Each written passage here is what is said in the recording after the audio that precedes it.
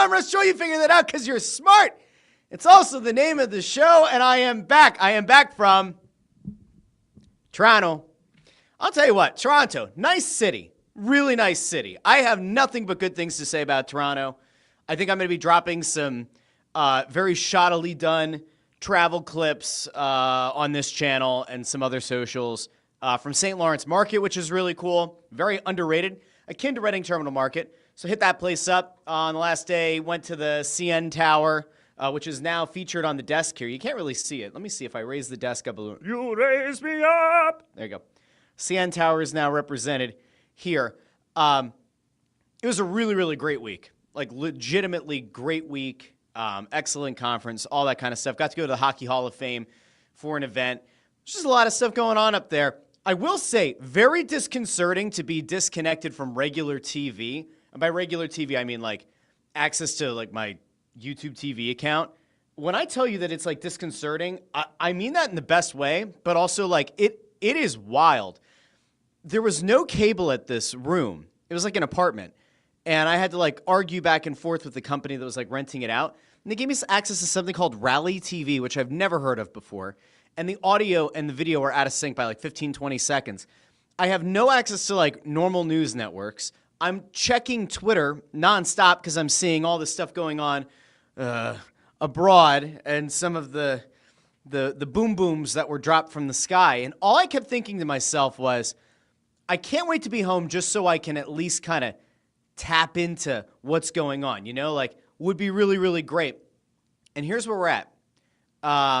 It's good to be home, and it's even better because this week, not only do we have the NBA draft, but we also have the NHL draft.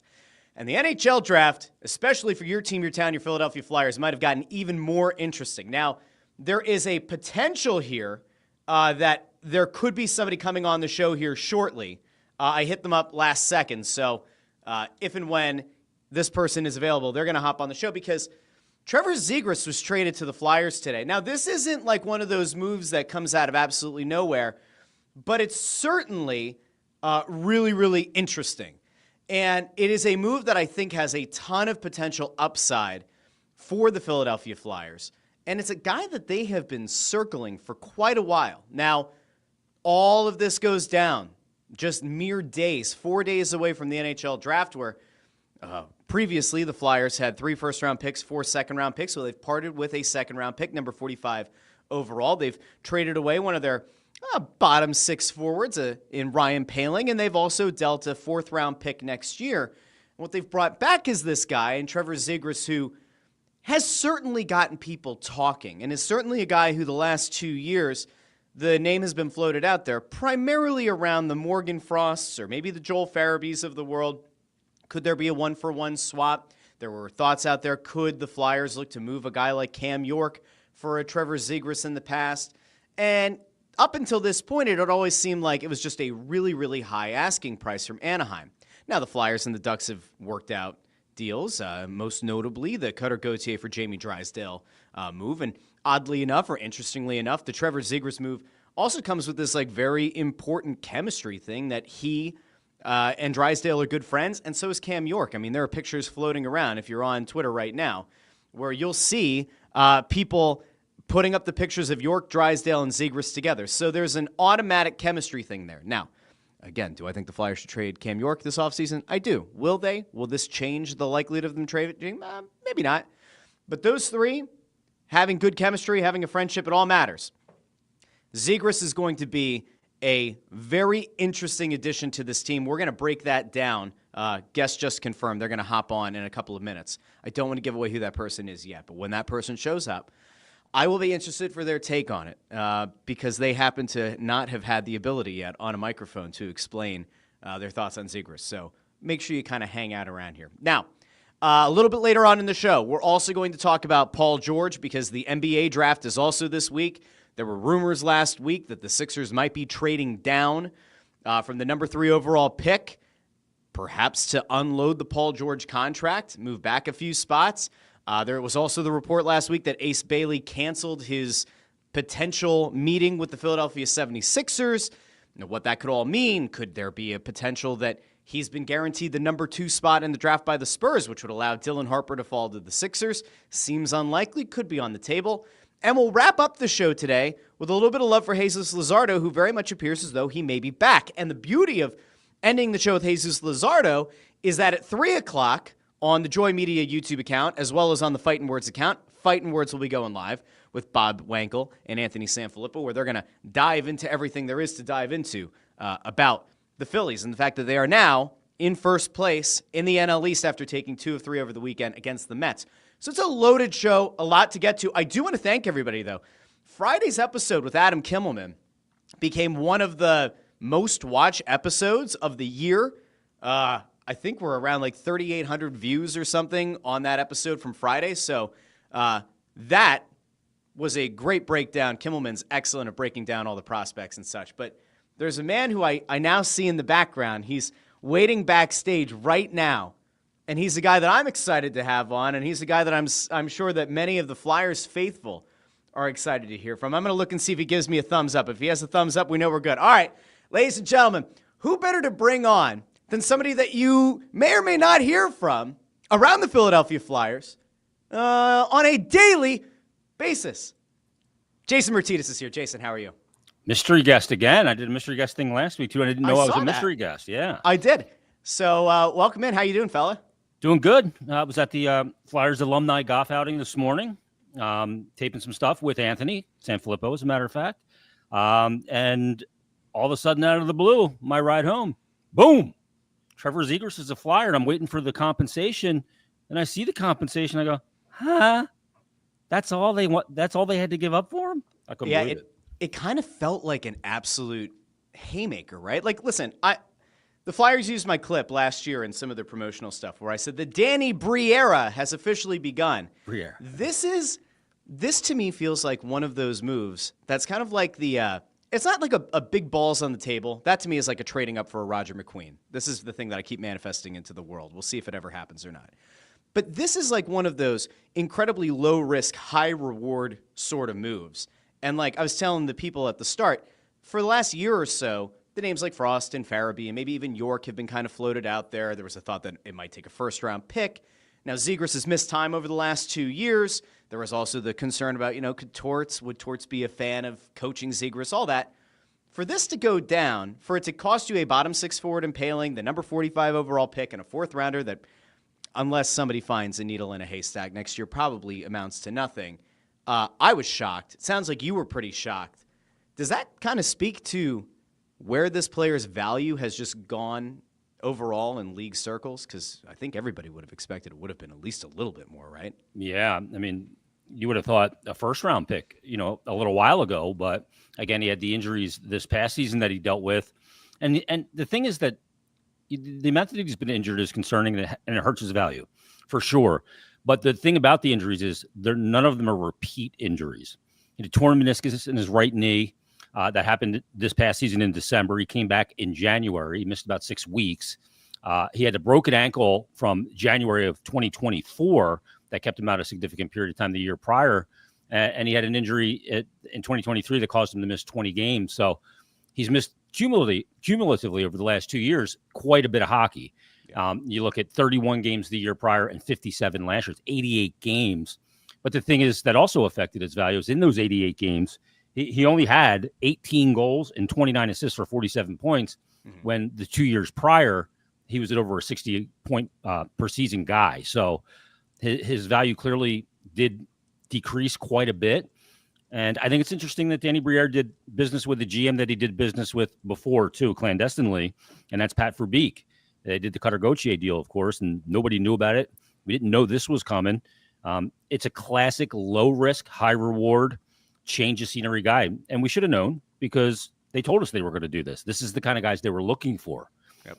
It's funny because everything they kind of said they were going to do 2 summers ago when Jonesy was introduced in a new era of orange and all that, they kind of been like checking boxes one at a time and doing them. It's amazing. And it's one of those wild things where, like, I put out a tweet earlier today, and I was trying to give people, like, an idea macro sense. Because, like, listen, NBA and NHL drafts are the same week, and you always have like the jokes out there, right? About like, put this in NFL terms, put this in NBA terms. And so like, I did like the macro view of it. He just turned 24 in March. He's making $5.75 million coming into this season. He's an RFA after this year. So you're going to get to kind of test out the car before you really buy it. You're either going to decide that that number needs to go up, it needs to go down. Perhaps if it doesn't work out here, there's another team who wants to get those exclusive negotiating rights for a little bit. So that's potentially there at the end of the season. He's a creative player, not exactly a 200-foot player. You think about having a guy who could speed-wise, skill-wise, benefit Matvei Mishkov in a big way. He seems to kind of fit the bill there. The concern, obviously, is that the injuries over the last 2 years maybe have kind of hurt his ability to grow. And in fairness, like in Anaheim, I think there's been a little bit of a concern about just the development of some of these players. But, I throw out the Mishkov idea. You have young wingers on this team, whether it's Tippett, it's Forster, it's Mishkov. You have a proven guy like Travis Konechny. If you had to go off of what you know about how Zegras plays, who would you think is the most beneficial wing to have on either side? Like, do you think the Flyers could test out having him play with Mishkov, or do you think they'll go the more veteran route, having a Konechny perhaps flanking him?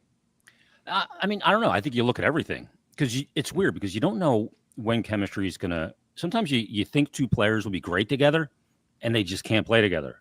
And you're like, I would have bet my retirement that these two guys would be great together the way you look at their game and the way you thought they would complement each other. But on the ice, they just can't seem to get on the same page. I think we saw that a little bit last year with Zibanejad and JT Miller. As a matter of fact, you would think those two players would go together great. They didn't. They'll probably try it again. But yeah, I think you try out everything. And, that's what preseason and training camp and frankly, the beginning of the season and throughout the season is going to be. I think when you look at offensive lines, the way I've always looked at it is you find two guys that play really well together. And that third guy tends to change. He's kind of a variable guy. You had Giroux and Voracek for years, but who was the other guy? Simmons sometimes, or a different guy would move into that role when things would dry up or get stale. But you find those two guys. It's interesting because I think Zegras long-term is better off on the wing than he is at center. Now, he's going to come in here. He's going to have a chance to play center. Mm-hmm. I know the Flyers, they've said they want him to be a center, but we'll see. I think he's better off as a winger. When you go out and if you're able to acquire a bona fide 1C, then I think maybe you look at him on the wing. But right now, they have the needed center, so I think he's going to get the opportunity. Who he's going to play with, again, you look at size, and you want to have some size on a line, a guy. The line's got to check like the boxes. You got to have the guy that wins loose pucks in battles and feeds the other two guys. So who's that other winger besides Mishkov if he's at center? You gotta find that guy. Is it a Tyson Forster? That's a good name. Is it Owen Tippett? To a lesser degree, a good name. But they have some options there. They can look at a bunch of different guys in that role. And again, is Mishkov going to play the left or is he going to play the right? Yeah, there seemed to be at least that attempt at flexibility last year, right? And Shabanov now too, if he comes. Well, it depends on who you believe, depends on what you believe. But like that, I floated the idea. It would be kind of funny. Like a Shabanov, Zegras, Mishkov line would probably be the most fun one to watch in the offensive zone. God help the water gnats. God help them trying to get out of their own zone. But if they can actually line up in the offensive zone, it would be interesting. Zegras, though, so you mentioned the possibility that maybe he's best suited to be a wing. Obviously, they hope that he's going to be a center. Financially, maybe they would rather see him be a wing this year and then a few years into the next deal, switch him to center. But I have to imagine that on the power play at least. So I keep telling people this. I'd love to get your thoughts on it as well. But I thought that before this move, Danny was kind of setting this offseason up to be one that gets them close to the playoffs. Like I think it's a higher than not chance that they're in playoff contention next year than they're desperately out of it. That's predicated on them getting a goalie that can kind of stabilize things better than a Kolosov and a Fedotov, and also that the power play is going to be better because the power play was god awful, right? I hated it. So Zegras coming in has to make the power play better, right? Like it has to. At this point, you can't make it worse. I think the power play was actually worse than it was statistically. Mm-hmm. I think the numbers looked inflated compared to what I saw in every game at times. And they had one good run, I guess it was in January into February on the power play. But other than that, it just looked abysmal. And it was so deflating. And when you're a team that has a trouble scoring, and then you have a power play that looks so upside down and disjointed. It's frustrating. I don't want to hear about a lack of talent because there's teams that had less talent than they did that had a much better power play than they did. So it's one of those things that I'm just hoping is almost a non-story this year. It's good. It's close to average. And what that'll do to inflate certain guys' numbers like Michkov, Tippett, Konechny. Now you're taking them to a different level of point production player if they can actually get a power play that does something. But yeah, I mean, Zegras is a creative playmaker. Where does he fit on a power play with a positionless guy like Michkov? It will be interesting to see. I think the biggest thing they need to figure out there, though, Russ, is simple. Who does the power play go through? Who is the alpha? Every power play has to have an alpha. The guy that goes, I don't care how we get into the zone. I don't need to bring it in the zone. But when we get in the zone and we get set up, you get it to me. It starts with me. Either that's a point guy or that's a guy, a great passing facilitator on the half wall to facilitate. It was Drew for years on the left side on the power play to open up the ice. Till you have that guy, it doesn't matter. You got to find that guy who takes the ownership. He's like, I'm the alpha. It starts with me. If the power play goes into the zone and they don't get it to him right away, that when you go to the bench, you got to expect to hear about it. I told you, get me the puck. It starts with me. You got to have that guy, that personality on a power play. It feels like it won't go anywhere. It kind of feels like Mishkov's going to be that guy, right? Like it feels like it feels like he has the DNA. Like he has that winner DNA.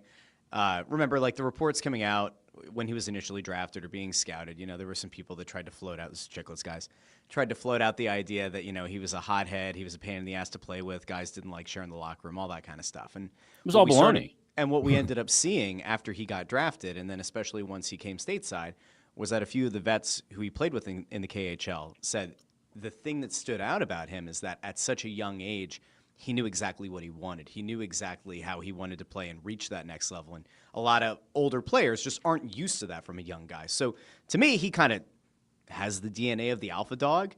He does, but I don't know if I love him as the facilitator. All right, go ahead. Because I think the facilitator, I think there's a structural element to facilitating. We get in, we get set up, and he doesn't play with a lot of structure, which makes him more dangerous in the offensive zone. I've often said he's positionless. He ranked right with the centers in the NHL on high danger scoring chances because of the way he moves to the middle of the ice. And when defending in hockey or in basketball or in football, predictability is your friend. If you know what they're going to do, you are way ahead. If you have no idea what Mishkov's going to do or where he's going to be, that's a real problem because you can't pre-scout it. Yeah. He's just going to be all over. He's just going to be on good ice no matter what.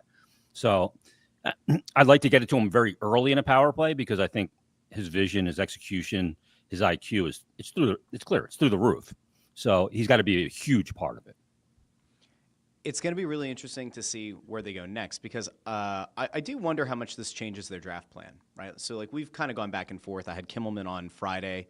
Ant and I have kind of debated this on Snow the Goalie with Bundy, but are they going to go for need? Are they going to go after another center? Is there going to be a potential here where they look at it and they say, you know what, if Porter Martone's there at number 6 and they don't trade up, they don't trade back, if he brings some size to the table and if you can address center in some way, does he maybe get a look? It seems like everybody that I talk to doesn't think that Porter Martone is really a guy that they're looking at 6, even if he does fall there.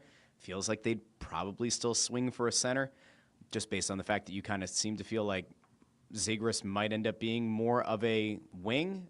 Would you agree that, I don't know, I guess they probably are still looking at a center? That's probably still the goal? I think that's absolutely the preference, and also just from a organizational depth standpoint, too. They need centers. And, even if you draft a center and he's not a center in the NHL, you can move him to wing. Yeah. You very rarely can move a wing to center. In the NHL. So you have a lot of, as Howie Roseman called it, optionality. Optionality is good to do, have a player that can fill multiple roles or have a path to the NHL and being a good player in multiple positions. I think if Martone was there, they have to look at him. If he's the best player on your board, you got to take him. I don't care about the depth at right wing. I've got to make moves then to free up his path. And I think he's one of those guys that his path to the NHL is more accelerated than some other guys. Doesn't mean he's going to be a better NHL player than them. That's just because of his build. I mean, he's already, big kid. He's got 208, 210 pounds on him. He's got a man's body already. A lot of these guys, like Jake O'Brien, like if you saw him in person, you'd be like, dude, you look like you're 15. Yeah. Like you don't shave. You don't have hair under the pits yet. And you got a long way to go. So I think you'd have to consider him. But I think obviously the preference is that they do go center. And I firmly believe that some team, even before Schaefer's going number one, there's a chance that there could be another D that goes off the board before the Flyers pick, leaving them more centers available to take than maybe we conventionally think, because D are always moving up. And if you're a team at 5, do you go, I want the fourth best forward, or do I want the second best D? I think teams think like that. So we'll see where it goes. A team like Utah, I could see doing it. Yeah. We'll see. There's some variables in there for sure that could throw it. So you could have a pick of Hagens, or you could have a pick of O'Brien, Brady Martin. You got some options there that I think they're going to be available. Have you done any kind of video work on Roger McQueen at all? I mentioned him off the top of the show. This is my thing. I don't necessarily want the Flyers to look at Roger McQueen at 6. Sounds like the medicals have been better. I've long hoped that he was going to fall into the early teens, and then Danny gets a little bit frisky, and that's the big balls move. That's the move up from 22.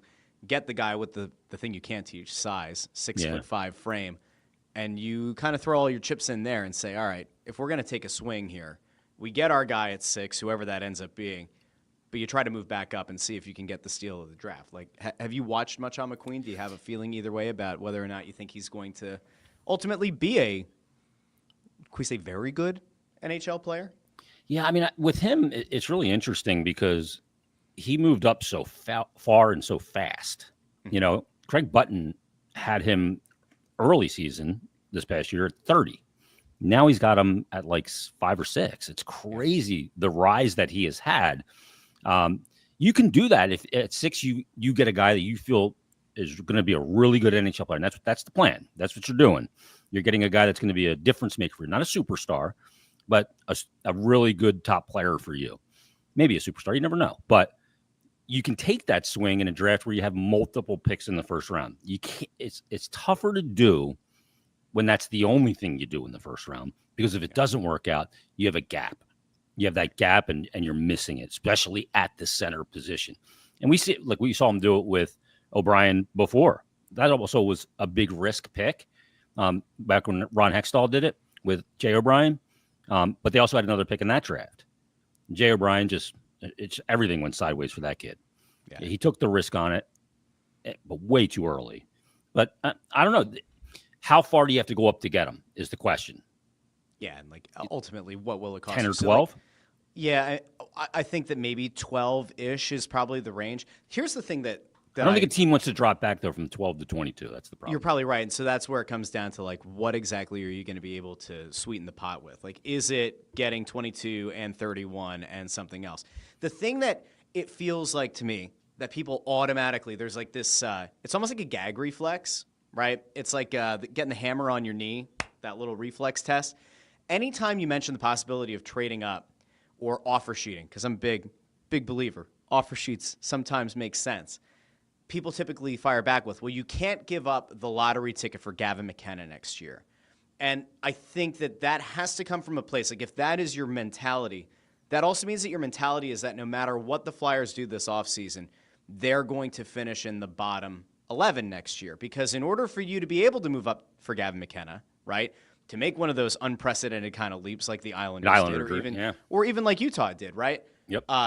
You have to be in the top 11. Otherwise, it doesn't work. And I fundamentally do not believe the Flyers are going to be there next year. So I don't look at it as giving up the lottery ticket for Gavin McKenna. I look at it as giving up what might end up being the 16th pick in the draft, which still could be valuable to you.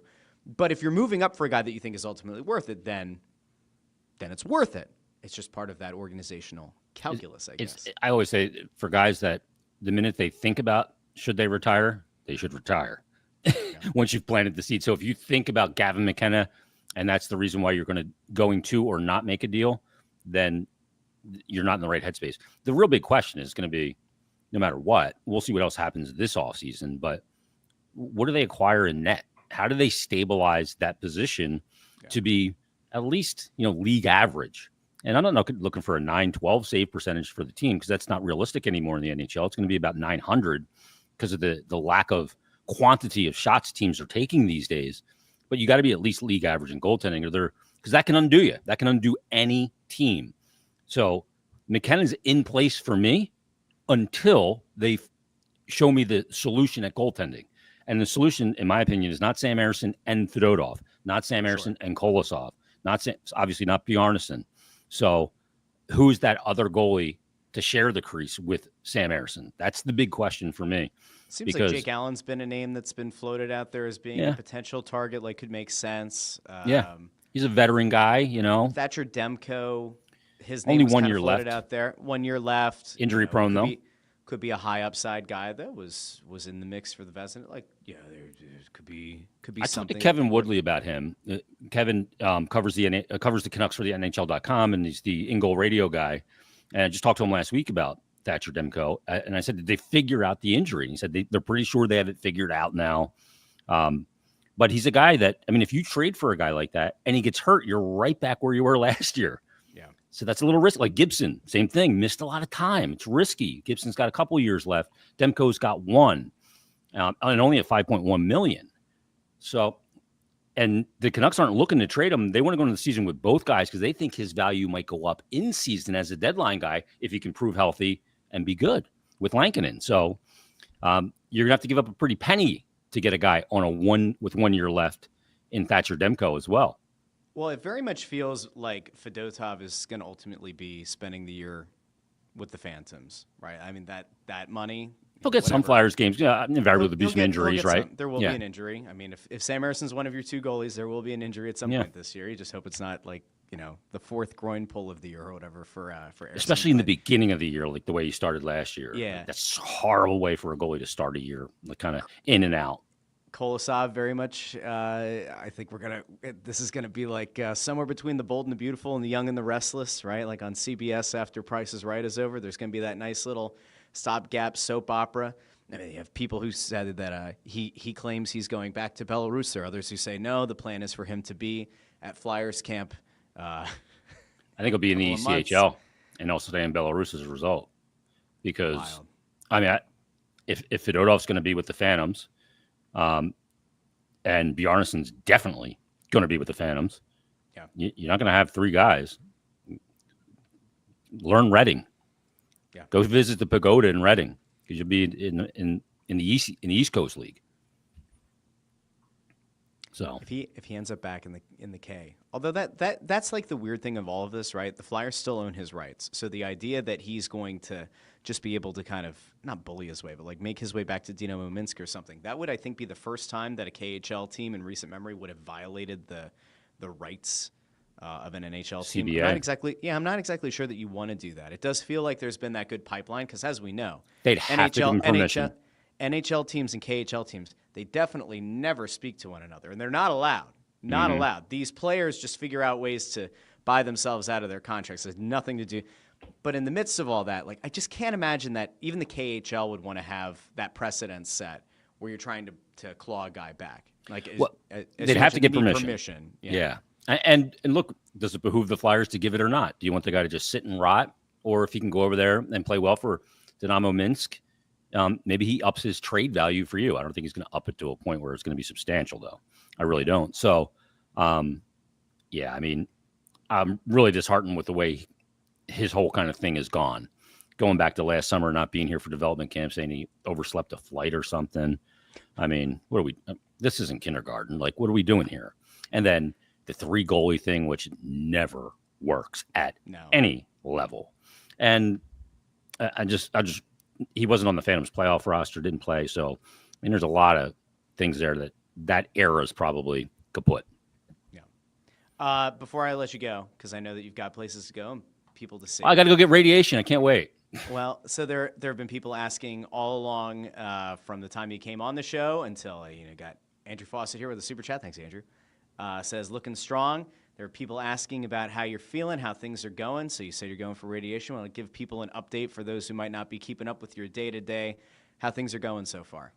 Well, yeah, I'm in the middle right now. I guess you would term it phase 2 of my treatment, and I have phase 2 is 28 radiation treatments, Monday through Friday, every day, and I also take capecitabine, I think that's how you say it, Okay. which is a chemo pill. I take 3 in the morning, 3 at night, and I'm getting that, and I'm starting to get the side effects of there's a cumulative effect to the side effects of this. Mm-hmm. Fatigue is one. I feel good today because I didn't have it over the weekend.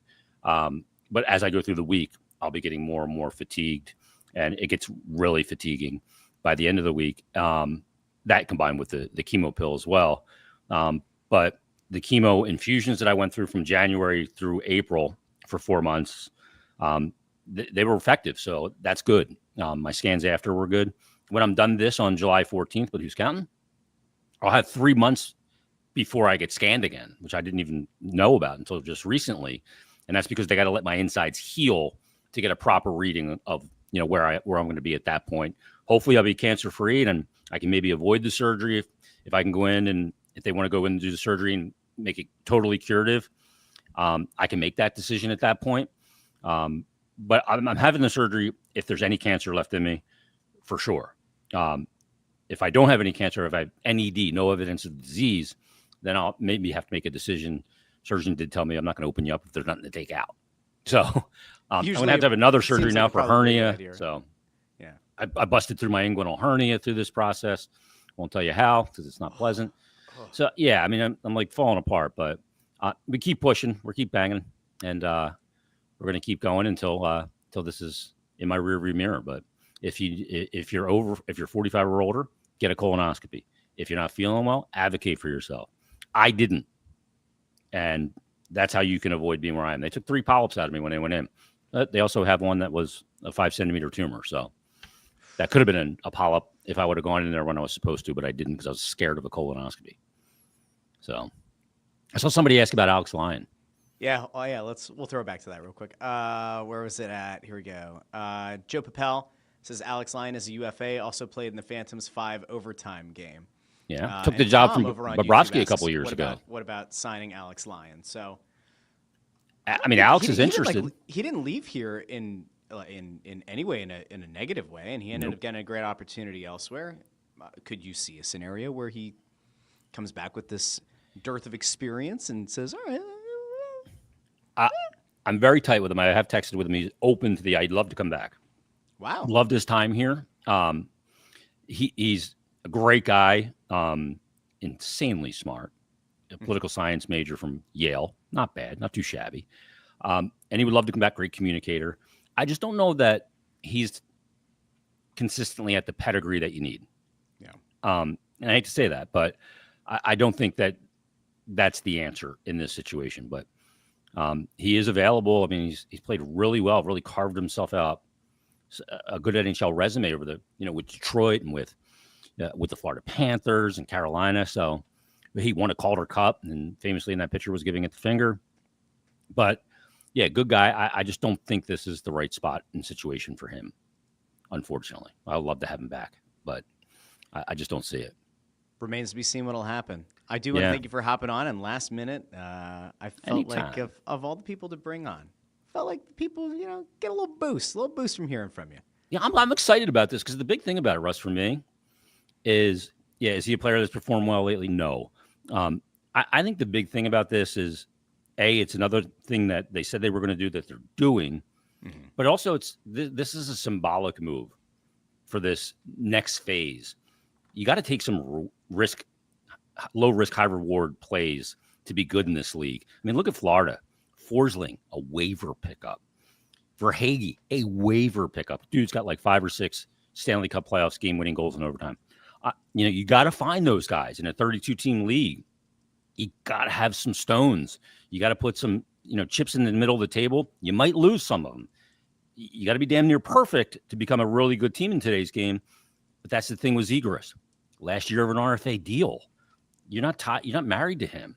So I think this is a symbolic move. Another one where you really didn't see it coming. I love when a GM can operate clandestinely, not from a content provider or I'm not a reporter, but for the reporter standpoint. But I think this is symbolic. I think there's more to come this week. So not only the draft, but I think there's more to come. So I'm excited about it. Trades in the pipeline. I'm just so tired of friggin' losing. I know. Well, I mean, listen, it's done. For better or worse, it would appear that a lot of the losing is done.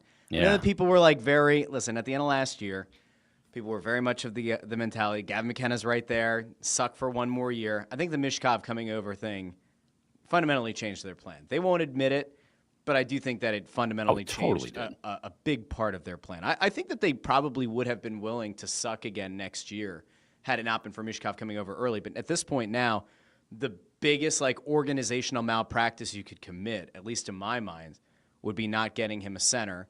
You now have Zegras. We don't know if that's going to ultimately bear fruit as maybe a 2C on this team. Can't envision that he's going to be a 1C. But as a competent center who could play with Mishkov and maybe help Mishkov's development along, there's some real upside there. He'll fit right in, too. I mean, he's very close with Jamie Drysdale. And Cam York, apparently. There's pictures of the three of them floating around right now. So yeah. So, I mean, he'll fit right in with those guys. And a guy playing for his big contract in an RFA year in a change of scenery situation, I don't think is ever a bad thing. You'll find out a lot about what he is this year. If he's a dog, you'll know that because he's playing for his financial future. And that, I don't care what people say. You're a competitor. You're playing for money, a lot of money. That's the ultimate incentive. So I'll be real interested to see. And what this week is going to entail. I'm fascinated by it already. I'm ready to go. Flyers getting out there and making some things happen. All right. Ladies and gentlemen, you knew him. You know him. You Chris says, can we clear the air? Which one is the best Flyers podcast? There is no best. There's many. And they're all different. That's the good thing. There's a variety, a plethora. A potpourri. I tend to do I like a potpourri. Yeah. I think of it like a smorgasbord. A little Shady Maple. Yeah. Flyers podcast. Yeah, I don't even know what I'm doing with a podcast. I just go on and talk.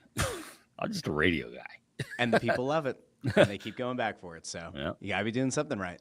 I hope so. We'll find out. All right, Jason, good seeing you. And enjoy the draft. Enjoy everything going down this week. Thanks for having me. And everybody enjoy the week. Thanks. See ya.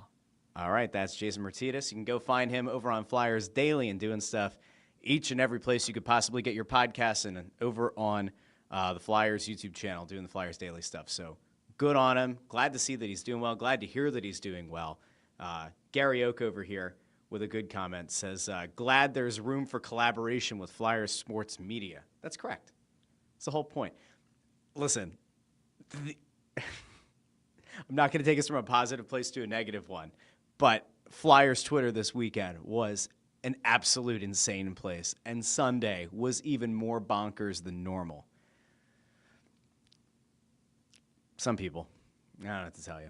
I have learned, though, I'm pretty sure that I learned of a psyop as this weekend was going down. Maybe I'll elaborate on that at some point in the future, but a lot of really interesting stuff going on. So I see somebody was saying something about, so Nick Johnson says, Snow the Goalie is the only Flyers podcast. Listen, I always joke. We joke that it's the only Flyers podcast. We joke. It's meant to be a joke. The amount of people who still get triggered by it is just wild to me. We've been doing the show for 8 years or something like that. We've done crossovers. Jason was just talking about the fact that he and Ant were doing some stuff. There's going to be an episode of Snow the Goalie, and I think it's Flyers Daily or it's another one of the Flyers shows. It was like a crossover show that they did at the alumni golf outing today. So I think that was Ant and Bundy, Jason, and I think Bill Meltzer. Some combination of those guys did a show today. I was trying to get myself back in the workflow after being out of the country for a week. So they handled that. That's going to hit the feed, I think, on Wednesday or Thursday. That was before the Zegras trade went down. So, there's collaboration. And I think, the fun thing here is, way back in the day, way back. I mean, I would say way back, at least a few years now.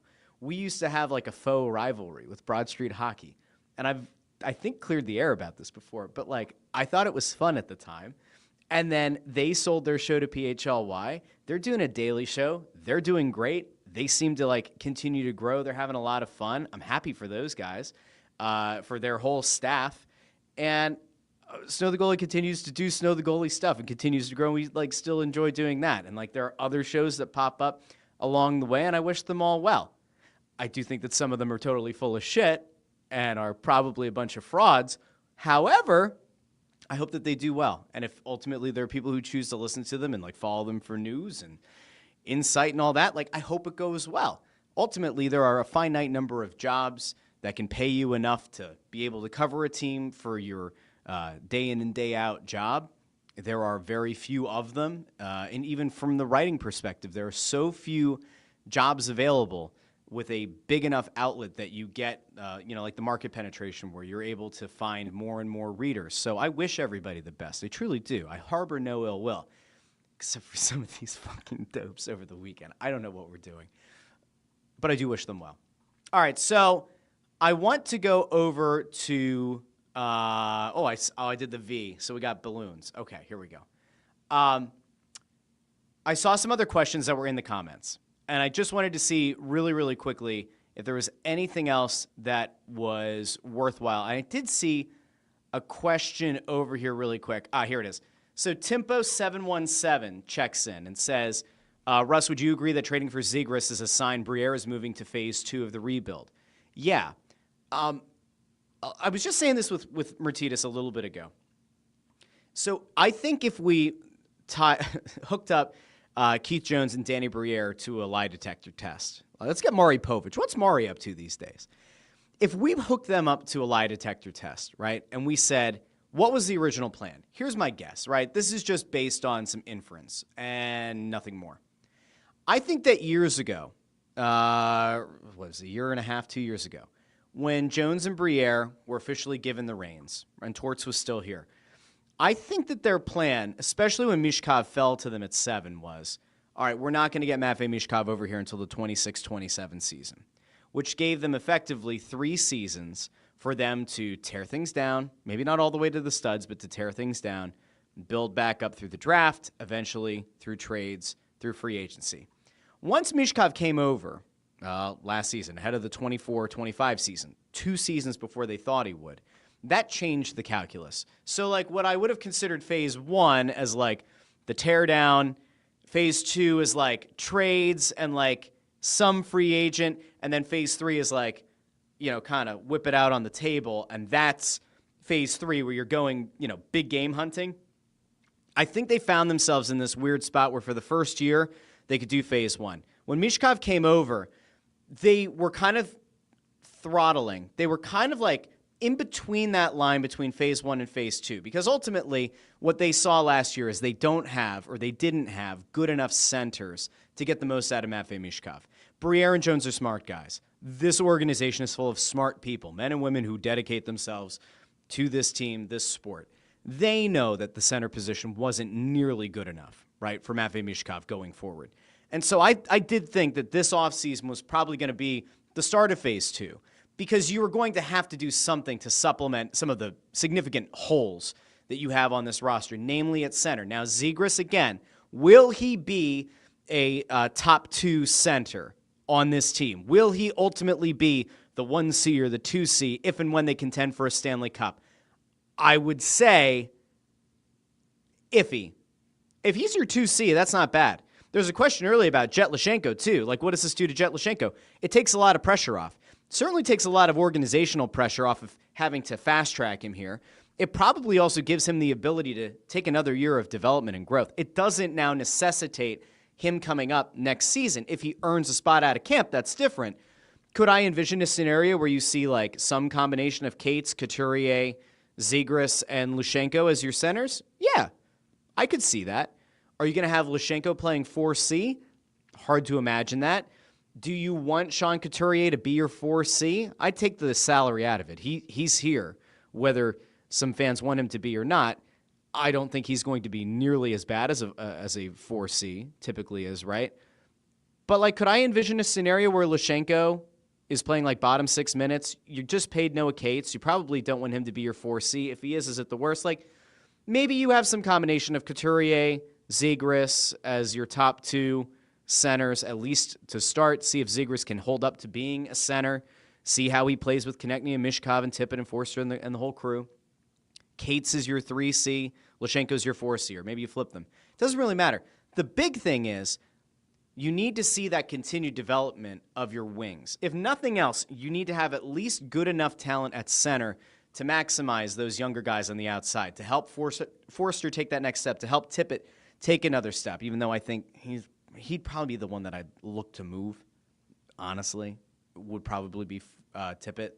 And then you have guys like Mishkov that are obviously going to need the time. Now, that, again, shouldn't stop the Flyers from potentially going after a center in the draft. Like, if Higgins is there at 6, you take Higgins.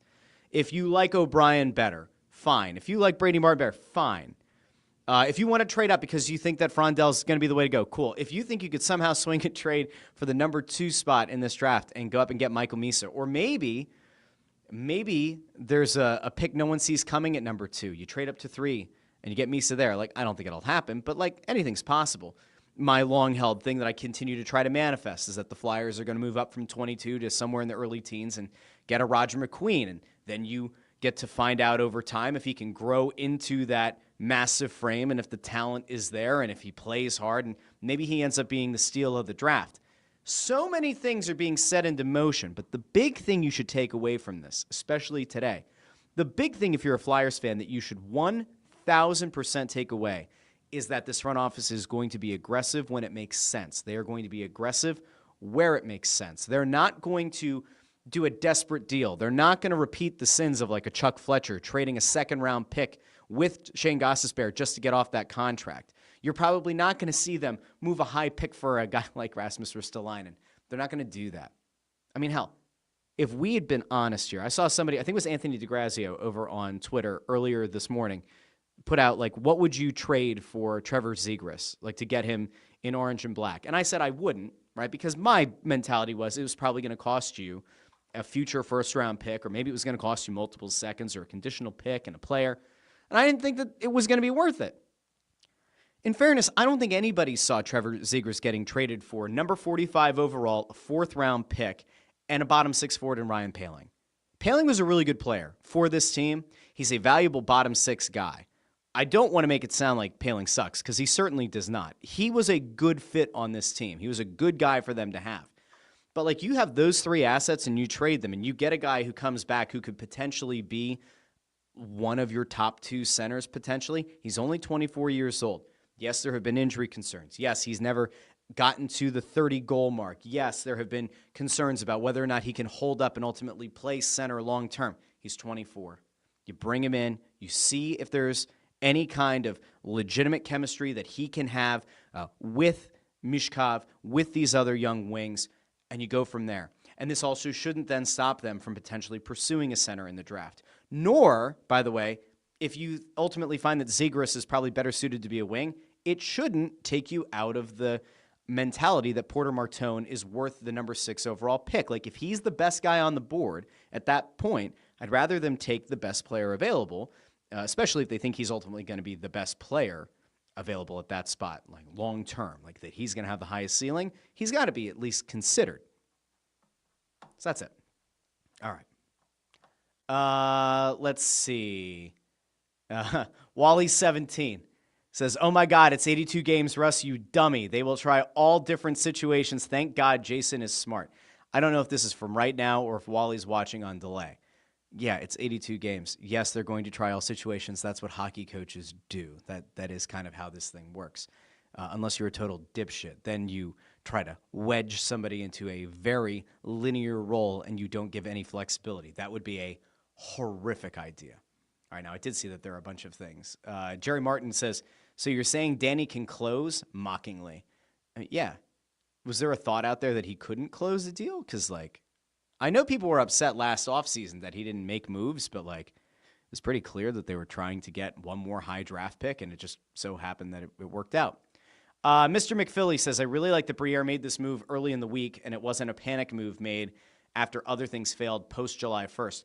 I would also say, without knowing for sure what's going on with Maxim Shabanov, right, like this has been like the point of contention on Flyers Twitter between myself and some other people. Hockey News Hub put out on Sunday that, like, Hockey News Hub, I don't know if Hockey News Hub is a guy, lady, another gender. So we're just going to say Hockey News Hub. So Hockey News Hub put out that Shabanov was going to sign with the Flyers. And then like an hour or two later said, the agent over in Russia says that he has not signed with anybody. He has not agreed to anything. Cool. It's important to note that with a guy from the KHL like Shabanov, they're going to have a Russian agent, right? They're going to have representation over there. And then they're going to have representation in the U.S. That's kind of how this works out. Now, what has happened in the past is sometimes you have multiple people saying on the other side of the ocean that they represent a player. Now, you could have like 2 or 3 people say, oh, no, he's my player. And that causes a lot of problems communication-wise. When you get stateside, at least it's pretty simple. It's like, this is the guy who signed to this agent, this agency.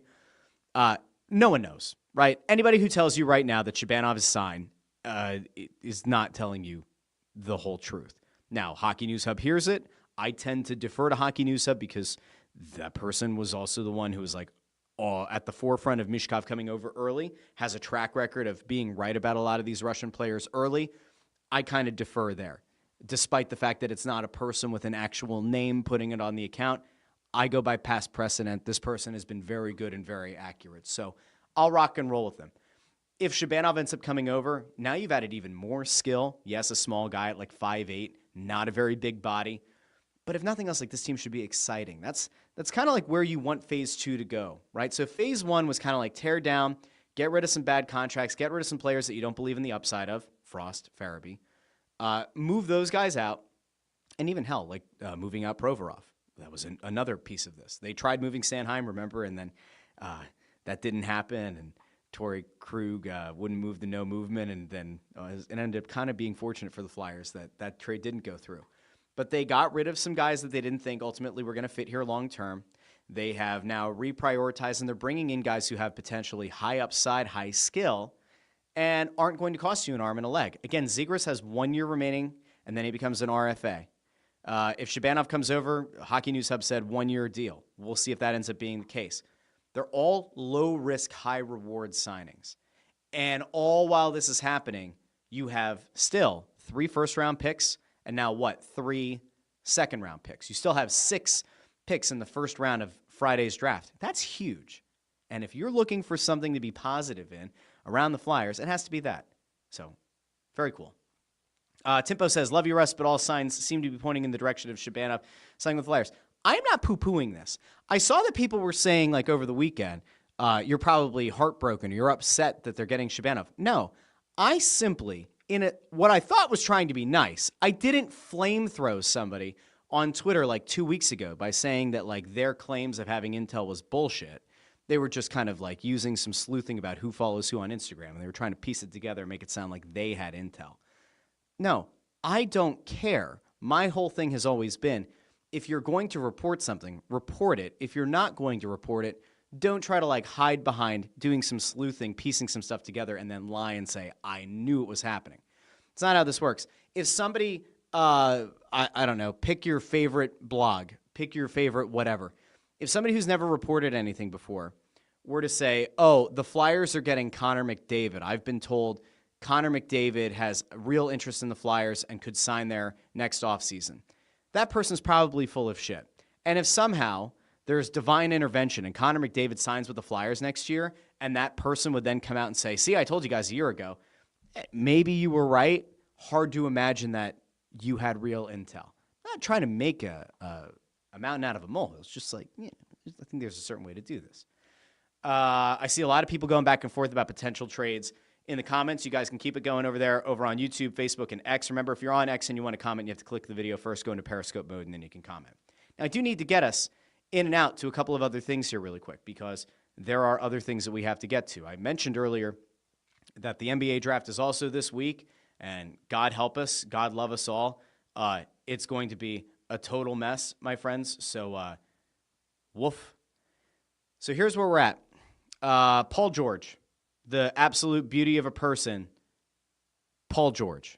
Do we love Paul George? No, we don't love Paul George. Paul George, if he's dealt, if he ultimately does get dealt by the Philadelphia 76ers, it will probably be a very good day in Philadelphia, likely. It should be a very good thing for the Philadelphia 76ers. And there was a report that came out last week that, in fact, the the Sixers are definitely considering it. Not only are they considering the possibility of trading Paul George, but they may have had some conversations around trading him. And in doing so, they might have to move back in the draft. And now some people got a little bit upset about it. They didn't love the fact that there might have to be a trade and that they might have to give up whoever number 3 is going to be. It might be Ace Bailey. It could be another player. If you really like Edgecombe, if you for some reason are obsessed with the idea of like taking Knippel at number 3, I don't know why you would be, but you could be. There's also been that thought thrown out there that maybe Dylan Harper falls to 3 if Ace Bailey ends up being the Spurs pick at number 2. I'm going to hit you with this real quick, right? Here's your little nugget of the day. If you can get out from under the Paul George contract and you are convinced that Dylan Harper is going number 2, then you trade back. While I've never been an advocate for trading back in the NBA or the NHL draft, I am 15,000% committed to the idea of getting out from under an all-time bad contract in Paul George. We all kind of knew last year, right, that Paul George, injury history-wise, had been a total disaster, a failure, the worst thing that could have come to this team. We all wanted to believe that Paul George was going to represent a significant upgrade over Tobias Harris, and then he couldn't stay healthy. And surprise, surprise, he couldn't stay healthy. Would I be totally adamantly opposed to seeing the Sixers go into a season again with some version of Jared McCain, Tyrese Maxey, Paul George, Joel Embiid, and a bunch of role players? No, I wouldn't be opposed to it at all. I actually could get behind the idea that maybe you get lucky on the injury front. Embiid remains at least somewhat healthy. Paul George somehow remains at least slightly healthy, and Tyrese Maxey is an all-star guard. And Jared McCain follows up on a very impressive start to a rookie season before a meniscus tear, and he ends up becoming like one of the best sixth men in the league or something like that. But there are a lot of ifs, and that's the problem. Like when there are so many ifs attached to a team, it does become increasingly more difficult to think that there's a potential for them to reach that ultimate ceiling. And their ceiling, in theory, with those guys, should be a top 4 seed in the Eastern Conference. I was very adamant last year that the Sixers should have been a top 4 team. Had they been healthy, they would have been a top 4 team. And that ultimately, the Eastern Conference sucked. No doubt. Very bad conference. If you run it back with those guys again and it doesn't work, the guy who should have gotten the axe at the end of the season, Daryl Morey, certainly has to be let go. If they make a trade, if they move back a few spots, they get off the Paul George contract, they get a little bit of optionality, a little bit of cap flexibility, they still get a guy who's in that next tier, because make no mistake, it is viewed as Cooper Flagg, Dylan Harper, and then a pretty big gap, and then a number of players. If you can move back a few spots and get off the Paul George contract, they should absolutely do it. And they shouldn't think twice. No idea how it's going to work, but all the best to them if they can figure it out. Jim Cochran says, how far back do they need to go in the draft package or to package Paul George and Daryl Morey? I don't know. The interesting thing is, like, how many teams would want to have Daryl Morey right now? I'm sure that there are teams, especially more Moneyball-ish teams, would want to have Daryl Morey. An analytics-focused owner would probably want to see Daryl Morey get brought in. But, man, I don't love it. I don't love it at all. I think that his best years are behind him. I thought that the quote that he had about, I'm really good at this winning thing was one of the most tone-deaf things that we've seen from a front office executive in Philadelphia. I would happily move on from Daryl Morey. They're not going to. He has the opportunity here to potentially make a move to get off of a mistake from last year. If they somehow believe that Paul George is going to be healthy next year and that Joel Embiid is somehow going to be healthy, which just never feels like it's going to happen again, then cool. Run it back another year, I guess. They've done nothing to this point to inspire any confidence in me that they're going to get this thing right. We shall see. Ford says, Morey should be gone already, but this week is very big for him. Correct. Last thing, and then we're going to kind of direct everybody in the right direction over to Phightin Words. But, Phightin Words went live a bit ago. They are, I think, very bullish on the Phillies right now, and they probably should be. Because the guy that I wanted to kind of end the show on was Jesus Luzardo. Because if you remember, go back a few weeks, Luzardo's all-star candidacy, certainly his Cy Young candidacy this year, went up in flames in the worst possible way. And I thought Rob Thompson led him in a game far too long. He got blown up for double-digit runs. It was just brutal against Milwaukee at the end of May. Left in the game, 3 1/3 inning, 12 runs allowed. He goes out and he gets shelled the next game, gives up 8 runs to the Blue Jays. But in his last 3 starts, he gave up 1 run in 6 innings against the Cubs at home. Went down to Florida, gave up 4 earned runs, not ideal, in 5 innings. Over the weekend, in a very important series against the then division-leading New York Mets, Luzardo goes out, tosses 6 2/3 innings, allows only 3 hits, strikes out 7, walks 1, gives up 0 runs. And there's a part of me that as I'm watching that game yesterday, I think to myself, all right, is there a scenario where Jesus Luzardo ends up being one of your high-leverage starters in the rotation in the postseason, right? If they're able to kind of get hot down the stretch, they win the division, or at worst, they make the playoffs through a wild card. Could we see a scenario where Jesus Luzardo is one of your starters? The belief has been Andrew Painter is going to come up for the second half of the year. I find it hard to imagine they're going to want to have Andrew Painter in the rotation in the postseason. So would Luzardo be one of those guys? A lot of people have talked about the possibility of Ranger Suarez being moved to the bullpen. We've seen Taijuan Walker come out of the bullpen before. Is there a possibility that, could Jesus Luzardo be a reliever for this team in the playoffs? Does he have the mental makeup to do it? Could he ultimately be one of your answers in the bullpen as a left-handed pitcher? Would you want to see Jesus Luzardo be a guy who's leaned on in really important moments of games in October? I mean, if he's got the mental makeup for it, it could certainly work. We've been talking about Ranger Suarez this whole time. Would be really interesting to see what happens if Jesus Luzardo and or Ranger Suarez get moved to the pen. Then you have 2 additional lefties. Maybe you figured out a way to kind of make up for the loss of Alvarado. So I'm going to go over and send all of you now to go check out Phightin Words. They are now live over on the Joy Media account and over on the Phightin Words YouTube account. So head over there now for your in-depth analysis on the Philadelphia Phillies. I want to thank everybody who joined me here on YouTube, Facebook, and X. And those of you who listen in the podcast feed after the fact with Apple Podcasts, Spotify, Amazon Music, Pandora, wherever you get your podcasts. Big thank you to Jason Martinez. A big thank you to each and every one of you who joined me. I will be back on Wednesday. I know that the NBA draft is on Wednesday, so we might do the show aligned with the NBA draft. Keep your eyes peeled. Keep an eye out for when the stream is scheduled. But we'll do a show Wednesday.